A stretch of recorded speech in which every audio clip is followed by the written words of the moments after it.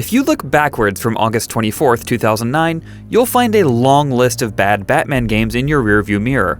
A series long applauded in comics, TV, and movies was mired in mediocrity when it came to video games. Batman on Genesis was fine. Batman: The Rise of Sin Tzu looked pretty good for its time but offered little else. And let's not even talk about Batman Dark Tomorrow. Fun fact, we give that game a 2.2 and it's still not IGN's worst rated Batman game. No! There were a few gems here and there, but a lot of it was not great. Batman deserved better. Batman fans deserved better. On August 25th, 2009, we didn't just get a good Batman game, we got one of the greatest comic book games ever created up to that point. With great stealth mechanics, a grimy, well-realized world, and even most of the voice cast reprising their roles from the Eminent animated series, Batman had finally arrived to the gaming space in a manner befitting the Dark Knight, seemingly out of nowhere. But the real standout in a game full of already fantastic high points was its combat. And we're going to talk about how the devs at Rocksteady Studios created one of gaming's all-time great combat systems. This is Art of the Level.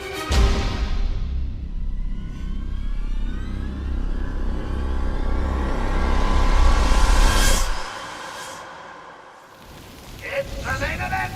Batman versus the most horrible, the most violent, and if I might add, downright ugly members of Black.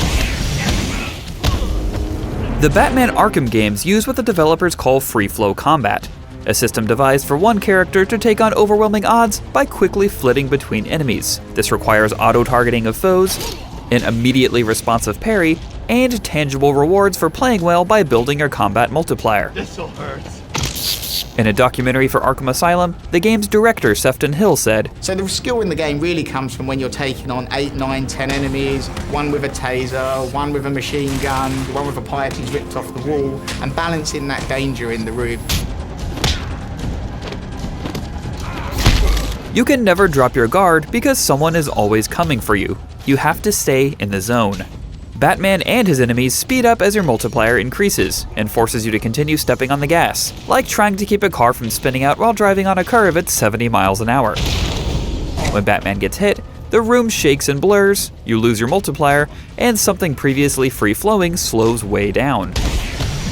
All of this further incentivizes you to keep your head on a swivel, look for counterattack opportunities, and not mindlessly mash buttons. It looks great, and more importantly, it feels great.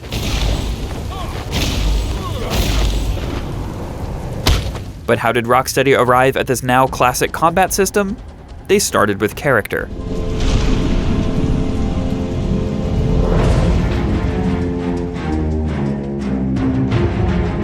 It's an old movie adage that characters should always inform action. They don't exist separately. If you examine one of the most character-driven Batman fights to ever be put on film, the first confrontation between Batman and Bane in The Dark Knight Rises, you'll find a sterling example of character work being done through action. Bruce is tired. He's old. He relies on trickery and surprise to overwhelm stronger opponents, but has to face a man aware of all of his tricks, the way he thinks, and is his physical superior in every way. When I rewatch this scene, as I do often, I'm a very cool person, the most arresting thing about it is Bane's henchmen. They're bored. They're witnessing what should be a titanic struggle between two of the world's greatest fighters, but since they work with Bane up close, this is just Tuesday for them, and they know the outcome is already decided. Watching Batman put everything he has into striking Bane, only for him to shrug it off, says more about Bruce's physical and mental state at this point in the story than 1,000 lines of exposition ever could. Batman throws bombs, Bane doesn't flinch. Batman kills the lights, Bane finds him immediately. Oh, you think darkness is your ally? We see clear characterization through the way the characters fight. But what about the Batman in Arkham Asylum, and how he fights? I will beg you, Batman! Then the Bruja! No, Bane. This time I break you! There are two almost constants when it comes to Batman. He's a genius, and he's outnumbered. Paul Dini, longtime writer for Batman, said this about Arkham Asylum. Kind of like an ultimate Batman fighting scenario. So you're going to put him in a box, even if it's a relatively huge box, and fill it with threats he just can't escape from, his worst enemies of all time. The most violent, most unhinged, most nasty criminals you can fight. Batman is put in an unwinnable situation and has to react. But fighting insurmountable odds is nothing new to Batman.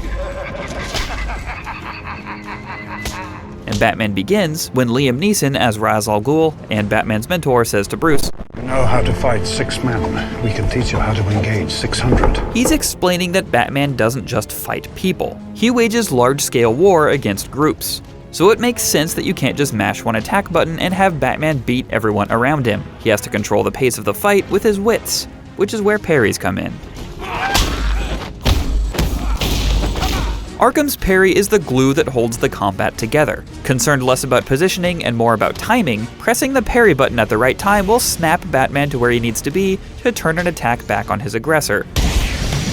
This is just the right amount of interaction needed for this particular combat system. Since you rarely fight one-on-one, doing more than pressing a button would quickly become unmanageable, and executing parries allows you to plan the rest of what your attack string will be. It's an anchor, a quick break in the action that creates a focal point you can build your attention around.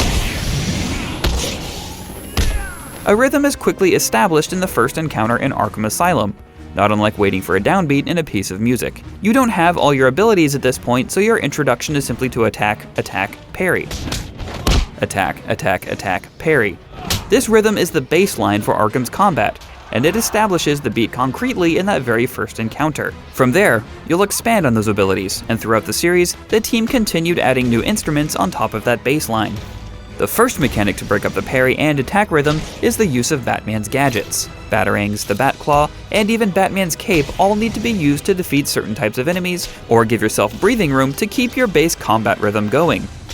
The same could be said for dodging. It's simply a way to bide time to wait for the next opportunity. These extra tools slide nicely into the core gameplay loop, but the next big shakeup comes after scoring consecutive attacks without getting hit. In the same way that parries create a rhythm for Arkham's combat on a micro level, the combo multiplier does the same thing on a macro level. Standard combat is punctuated by an instant takedown that you can earn by performing well, like an exclamation mark at the end of a sentence. Parries break up attack strings, takedowns break up encounters with a specific enemy, and story, exploration, and stealth break up enemy encounters. It's a Batman spiral all the way down, baby. Here's a bit of civil unrest I cooked up just for you.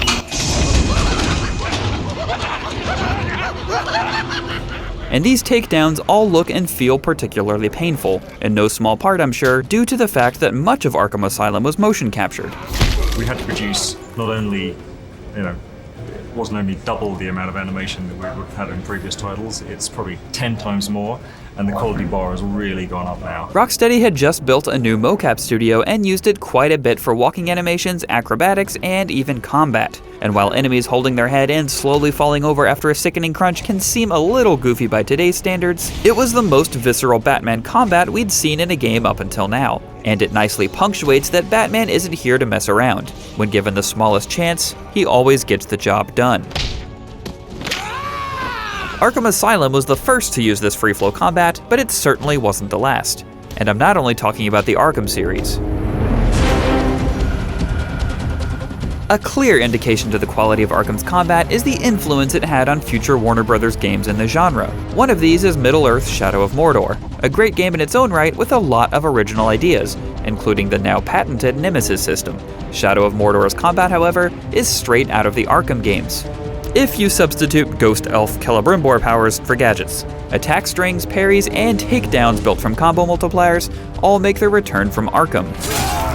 Avalanche's Mad Max, an open-world game that also features car combat, also takes much of the free-flow combat's foundation and adds a heightened power mode called Fury, but retains the same bone-crunching feel as Arkham, even if it's perhaps a bit slower and chunkier. Even non-WB games such as Square Enix Sleeping Dogs were clearly influenced by Arkham, adding their own flair with environmentally specific takedowns and a more grounded take on the free-flow system. Much like Batman, Arkham Asylum's influence was inescapable. By starting with the core of who Batman is at the center, his intelligence, his mission, and his ideals, Rocksteady built a system around him that was thematically coherent, rhythmically satisfying, and a strong foundation for the future of third-person action games. Mario 64 showed us how to control a character in a 3D space. Wolfenstein and Doom showed us how to make a shooter work in first person. and Batman showed us how to face overwhelming odds and struggle through them powerfully. As Bruce Wayne says in Batman Begins, "People need dramatic examples to shake them out of apathy, and I can't do that as Bruce Wayne." for the guiding light of action combat mechanics, Batman Arkham Asylum was the example to follow. Thanks for watching. For more deep dives into the development of video games, check out our previous Art of the Level videos, including how the God of War devs rebuilt the Blades of Chaos for the 2018 reboot. And for everything else gaming, you're already in the right place. IGN.